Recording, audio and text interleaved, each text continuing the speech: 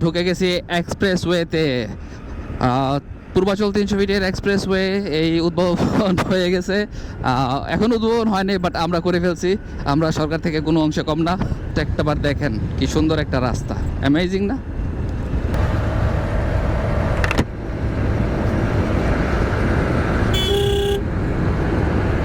Auto Raisa auto service মোটরলোকের, এটার জন্য আসছি।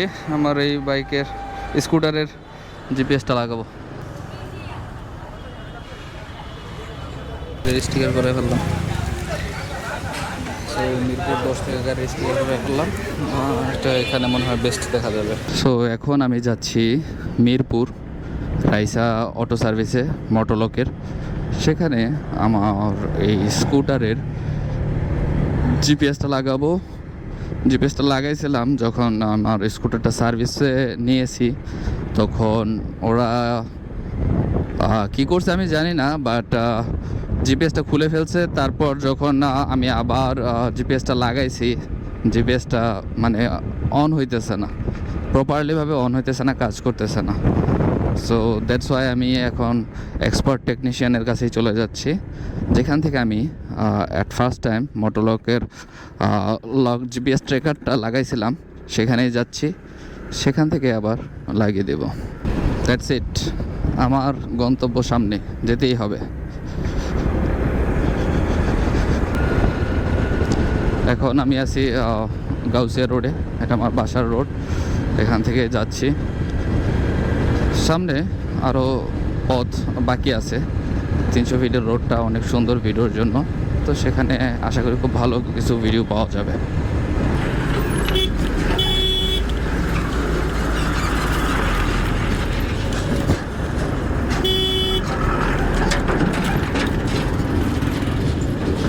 এখানে এই যে শুধু এই বড় বড় ট্রাকগুলারে আটকায়, আমাদের আটকান। আমার সব কিছু আছে, এখন পর্যন্ত চেক করলেন না একটা দিনও। হ্যাঁ, কাগজপত্র সব ঠিক থাকলে তখন আর তারা ধরে না, কিন্তু বাই চান্স একটা ভুলে রেখে আসলে আলহামদুলিল্লাহ তারা মনে হয় ওদের এক্সরে মেশিন আছে যে ওর কাছে নাই, ওরে ধর। এই যে গাউসিয়া রোডে ওঠার আগে, গোলাগঞ্জের আগে এই যে একটা ঘুঘুর ফাঁদ, এখানে মানে গাড়ি, বড় বড় গাড়ি কতবার যায় আটকায়, কিন্তু এই রাস্তাটা ঠিক করার কোনো নামগন্ধ নাই। আসলে বাংলাদেশ নামেই শুধু উন্নয়ন উন্নয়ন, কামে সব সদরঘাট হয়ে রয়েছে। সো এই গাউসিয়ার ব্রিজ এখন আমরা উঠতেছি। সামনে এই জায়গার মধ্যে একটা ইয়া আছে, এইখানে মনে হয় ভূমিকম্প সময় ডেবে গেছিল নাকি ইঞ্জিনিয়ারিং ডিফল্ট বলতে পারি না। এই একটা জায়গা যখন কেউ আসে এই রাস্তা দিয়ে, যদি ফুল স্পিডে ভাই এখানে কন্ট্রোল করতে পারবেন না, অ্যাক্সিডেন্ট করবেন। সো সাবধান। এই ব্রিজটা গাউসিয়ার ওভারপাসের এই ব্রিজটা, আবার এই যে ফুটপাথ দখল হয়ে যেতেছে।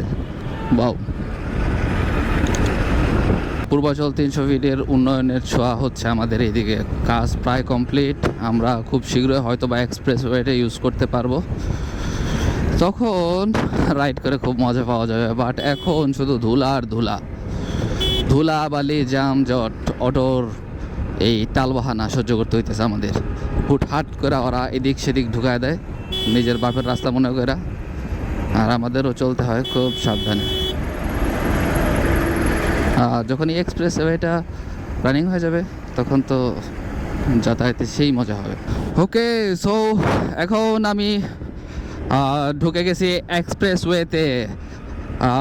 পূর্বাচল 300 ফিটের এক্সপ্রেসওয়ে এই উদ্বোধন হয়ে গেছে। এখন উদ্বোধন হয়নি, বাট আমরা করে ফেলছি। আমরা সরকার থেকে কোনো অংশে কম না। So sorry for that. আমরা এখন উদ্বোধন করে ফেলছি। সুন্দর একটা ব্রিজ, সুন্দর একটা রাস্তা, great communication, great route. Just একটাবার দেখেন কি সুন্দর একটা রাস্তা, অ্যামেজিং না? এটা যখন ফুললি খুলে দিবে, তখন আমাদের যাতায়াতে কি যে একটা সুবিধা হবে। আমরা খুব দ্রুততার সহিত ঢাকার সঙ্গে সংযোগ স্থাপন করতে পারবো। যেমন আমরা থাকি গাউসিয়ার পর সোনারগাঁ, মানে শেষ সীমানার মধ্যে। ওইখান থেকে আমাদের প্রচুর ভোগান্তি পোহাইতে হয় যাতায়াতে। বাট এই রাস্তাটা খোলা হয়ে গেলে যখন ফুললি কাজ কমপ্লিট হয়ে যাবে তখন এটা খুবই ইজি হয়ে যাবে আমাদের জন্য। তো এই এক্সপ্রেসওয়ের যাত্রাটা এই পর্যন্তই ছিল, অভিজ্ঞতাটা। এখন আবার আমাদের সেই লোকাল লেনে যেতে হবে।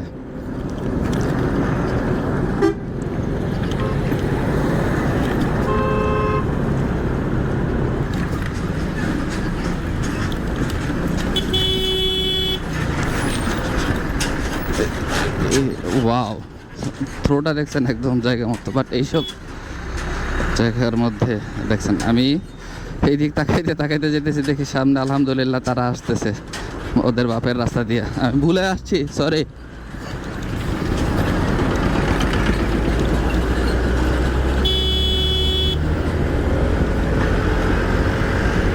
মানে এত ধুলাবালি প্লাস হচ্ছে রাস্তা ভাঙা, উল্টা গাড়ি আসে, খুব যাতা অবস্থা। আমরা দ্রুততার সহিত চাই এক্সপ্রেসওয়ের কাজটা কমপ্লিট হয়ে যাক, আমরা এক্সপ্রেসওয়েতে উঠতে চাই। সামনে বাংলাদেশ সেনাবাহিনী, আমাদের বীরেরা, স্যালুট তাদেরকে।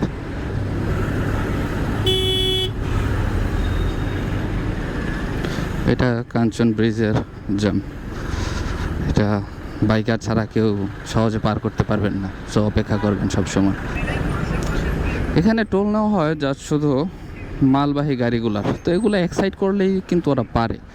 বাট এই মালবাহী গাড়িগুলোর টোল উঠাইতে যে একটা জাম লাগায় ফেলে, এটা একটা শৃঙ্খলার মধ্যে আনা উচিত। কতটা ঝড় ঝাপটা পার হয়ে তারপর আসতে হয় চিন্তাটা করছেন। জাম লেগেছে ওই সামনে, জাস্ট শুধু রুকের জন্য একটা জাম লেগে যায়।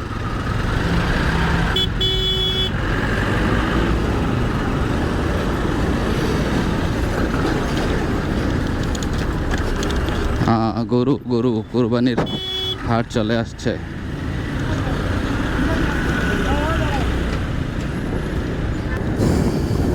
কাঞ্চন সেতু পার হচ্ছি আমরা, সামনেই আমাদের 300 ফিট এক্সপ্রেসওয়ে, যেটাতে রাইড করে মজা পাওয়া যায়। এগুলাতে তো আসলে কোনো মজা নেই। এই যে কিছুক্ষণ পর পর এমন ঝাঁকুনি খেতে হয়।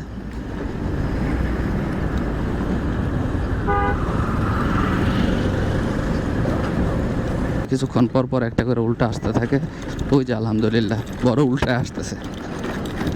ও তেরি, হোয়াট ইজ দিস? আরে কি রাস্তা রে ভাই!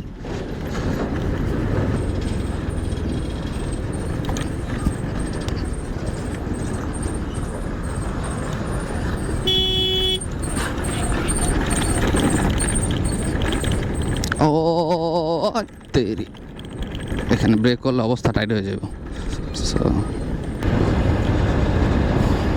সো এখন যাচ্ছি রাইসা মোটো লকে, সেখানে আমার মোটো লকটা লাগাবো, খুলে রাখছিলাম, এখন অন করতে পারতেছি না, তো সেটাই আবার রিঅ্যাক্টিভ করব, সেই কারণে যাচ্ছি।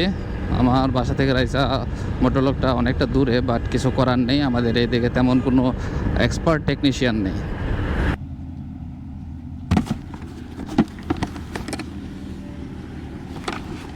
সো ওকে, একটা 300 ভিডিও উঠা একটা ছোটোখাটো একটা বিরতি দিয়েছিলাম। বিরতিটা ছিল আমার ক্যামেরাটা সেট আপ করার জন্য। তো এখন কমপ্লিট, আমরা এখন যাওয়ার জন্য প্রস্তুত। ভিউটা কেমন আসে এটা হচ্ছে ইম্পর্টেন্ট। আশা করি এখন এটা ঠিক আছে।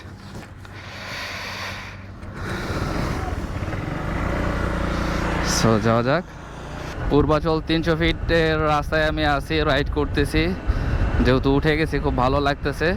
আর আমি সবসময় সেফ রাইডটাই পছন্দ করি, দ্যাটস ওয়াই আমি সবসময় লেফট লেনে ধীরে ধীরে চলে যাতায়াত করি। স্পিডিংটা আমার কাছে ভালো লাগে না। সামনে জুলাই 36 এক্সপ্রেসওয়ে, সেই রাস্তা দিয়ে এখন আমি যাচ্ছি।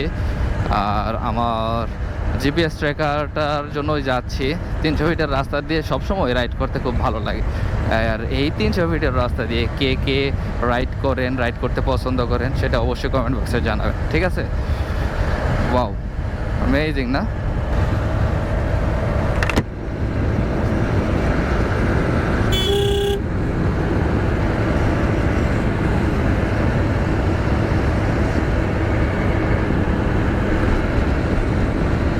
সামনে একটা ব্রিজ আছে, ওই ব্রিজটার মধ্যে আমরা গিয়ে একটু থামতে পারি। তারপর ওইখানে হয়তো বা কিছু কথা টথা হইতে পারে। আমার ভিডিও কোয়ালিটি আমি চেঞ্জ করব, 16 FPS করব, ওইটাই দেখবো কেমন আসে, ঠিক আছে? কারণ আমার different angle, different shoot, different পজিশনে শ্যুট করে দেখা প্রয়োজন, যে আসলে আমি আমার গোপ্রো দিয়ে এবং আমার এই বাইকটা দিয়ে কী ক্যাপচার করতে পারি আপনাদের জন্য।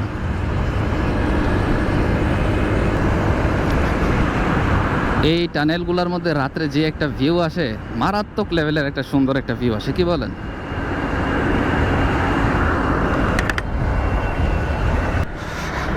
সব কিছু সেট আপ করে দেন আবার রওনা হলাম। এখন আমি ম্যাপটা নেভিগেশন অন করে দিছি। এখন আমি জাস্ট শুধু ম্যাপ অনুযায়ী যাব। That's it, okay. সো এখন শুধু ম্যাপ অনুযায়ী যেতে থাকবো আমার রাইসা মডেলকে। আমার এখান থেকে দেখাচ্ছে যে আরও 30 মিনিটের মতো সময় লাগবে।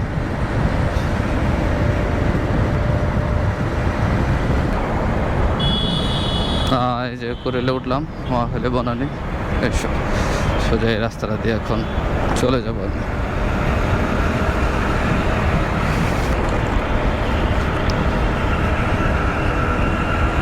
ওই যে আরেকটা প্লেন টেক অফ করতেছে, দেখছেন? অসাধারণ না? Amazing view. Plane take off করছে। Bye bye bye by.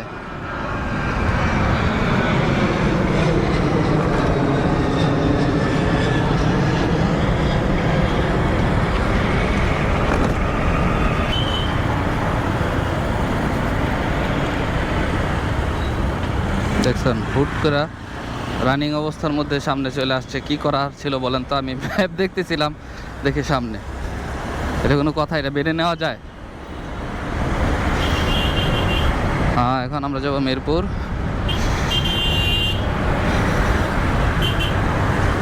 মিরপুরের জন্য এখন আমার হাতের বামে যেতে হবে। এই যে এখানে একটা ফ্লাইওভার আছে বামে, এটা যারা না জানে তারা খুব টাফ একটা সিচুয়েশনে পড়ে যায় সামনে। সো আমি এখন এটা দিয়ে চলে যাব।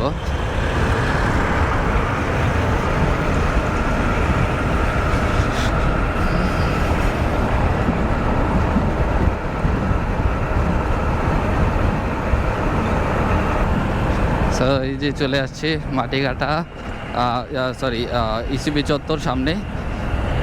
সামনে ইসিবি চত্বর, তার কিছু দূরে মাটিঘাটা, সেখানে আমার খালার বাড়ি, প্লাস হচ্ছে আমার ছোট ভাইয়ের শ্বশুর বাড়ি। বিশাল বড় বড় ইমারত, দেখতেই ভালো লাগে, কিন্তু এগুলাতে থাকতে খুবই ভয় হয় ভূমিকম্পের জন্য। বাংলাদেশে যদি 6 মাত্রার উপর ভূমিকম্প হয় তাহলে আমার মনে হয় না যে কিছুই টিকবে। ওকে, নেভিগেশন দেখে দেখে এটাই মনে হয় আমার ফার্স্ট টাইম যে আমি এভাবে নেভিগেশন দেখে দেখে যাচ্ছি। আদারওয়াইজ আমি এত নেভিগেশন আবার ফলো করি না। ভুল হইব, রাস্তা চিনবো, এটা হচ্ছে আমার মোটিভ।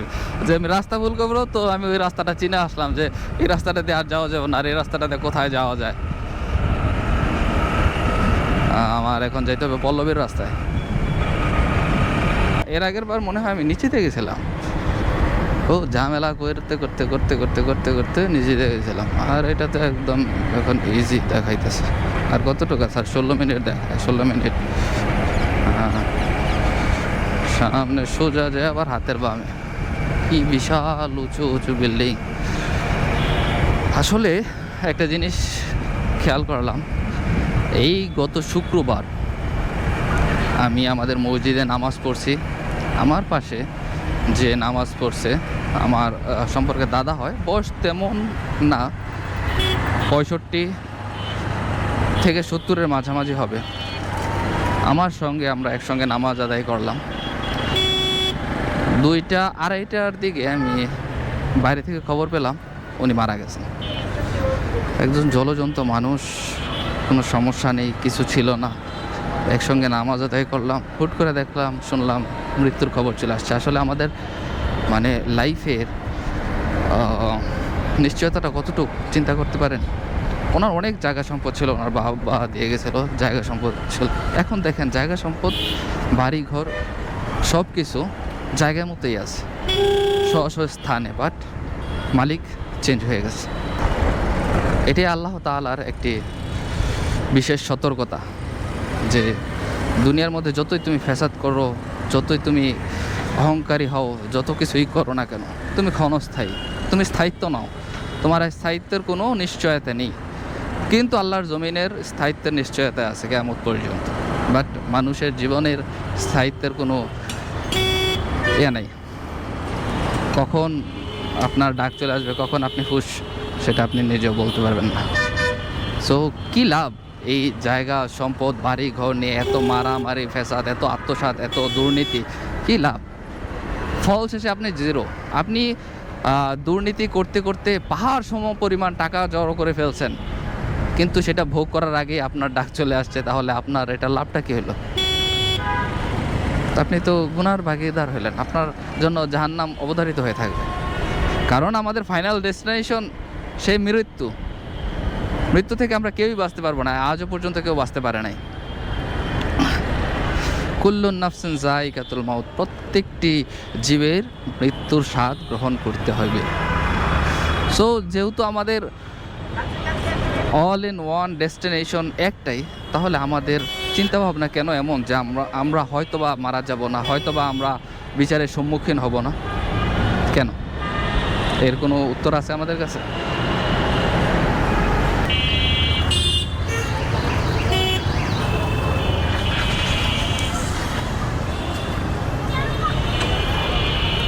এই যে চলে আসছে রাইসা মোটরলোকে।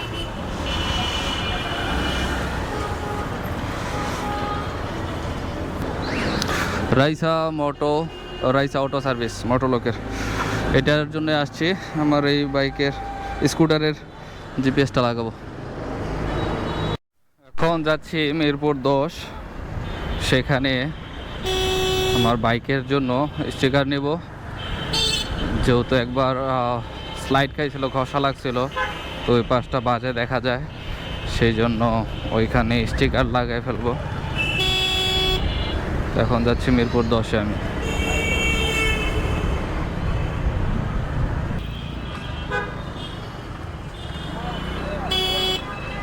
দাঁড়াও মামা।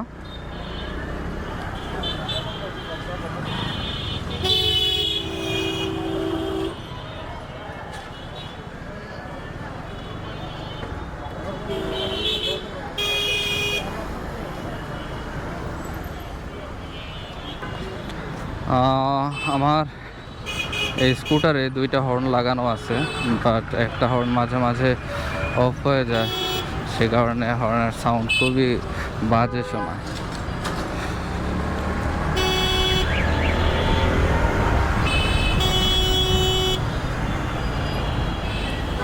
এখন আমার এখান থেকে ইউটার্ন নিতে হবে, ইউটার্ন নিয়ে আমি যাব মিরপুর 10-এ।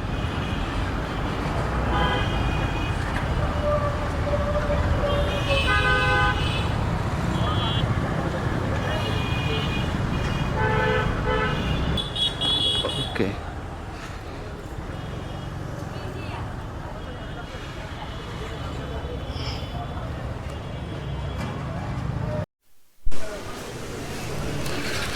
গাড়ির স্টিকার করে ফেললাম।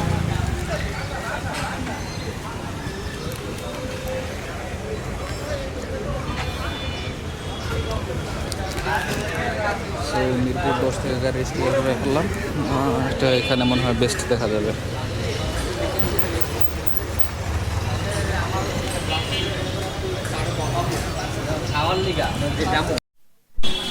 এই যে আমার এটা এখান থেকে একটু স্ক্র্যাচ ছিল, সেটা আমি এখন স্টিকার করে ফেলছি। কার্বন একটা স্টিকার প্লাস এখানে একটা স্টিকার লাগানো হয়েছে। কমপ্লিট।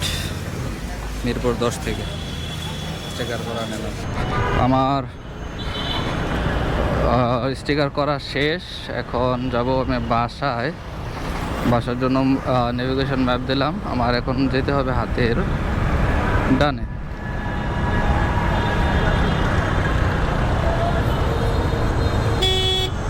সুন্দর রাস্তা, পরিবেশটাও সুন্দর, ওয়েদারটাও সুন্দর, জোস। কিন্তু কথা হচ্ছে আমার ক্ষুধা লাগছে। খাইতে হবে। কোথায় খাবো সেটা হচ্ছে একটা পয়েন্টের কথা। খাবো কোথায়?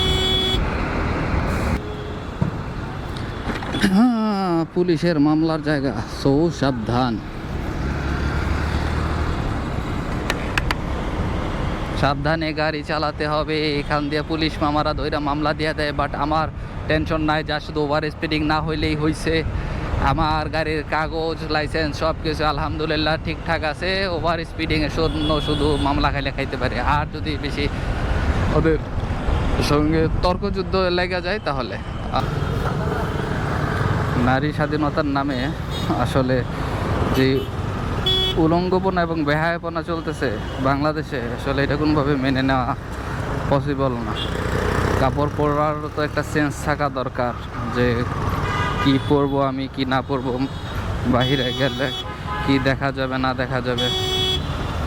সামনে একটা মহিলা, মানে ব্লাউজ পরছে, ব্লাউজটা এতটাই ট্রান্সপারেন্ট, ভিতরে কি কালারের কি পরছে সেগুলো বোঝা যাইতেছে। দেখেন কি একবারে বিচ্ছিরি একটা অবস্থা। আসলে এই জিনিসগুলা কিভাবে যে হয় আমি এটা তো বুঝতে পারতেছি না। আমার কাছে মনে হলো যে ওনারা হাজব্যান্ড ওয়াইফ, বাট এটা তো কমন সেন্স থাকা উচিত যে আমি যেহেতু বাইরে যাইতেছি, বাইরের মানুষেরও চোখ আছে।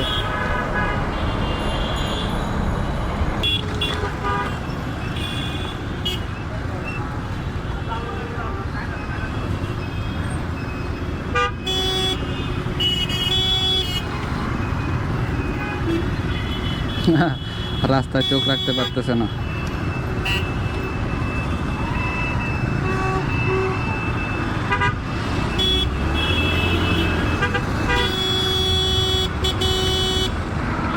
কি একটা অবস্থা ভাই, এমন কেন?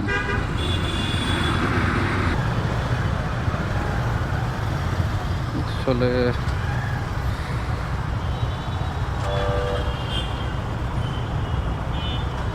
এখানে হয়তো বা একটা গাড়ি নষ্ট হয়ে গেছে, আর আমি যাচ্ছি আমার বাসায়। পুরা মিরপুর ঘুরলাম, আমার বাইকে স্টিকার করলাম, প্লাস হচ্ছে অটো লকের জিপিএসটা রিঅ্যাক্টিভ করাইছি। এখন যাচ্ছি বাসায়। অনেক ক্ষুধা লাগছে, খাবো কোথায় এটাই আমি চিন্তা করতেছি, আর টেনশনে আছি, কারণ খাওয়া দাওয়া করা দরকার। প্রচুর ক্ষুধা লেগে গেছে।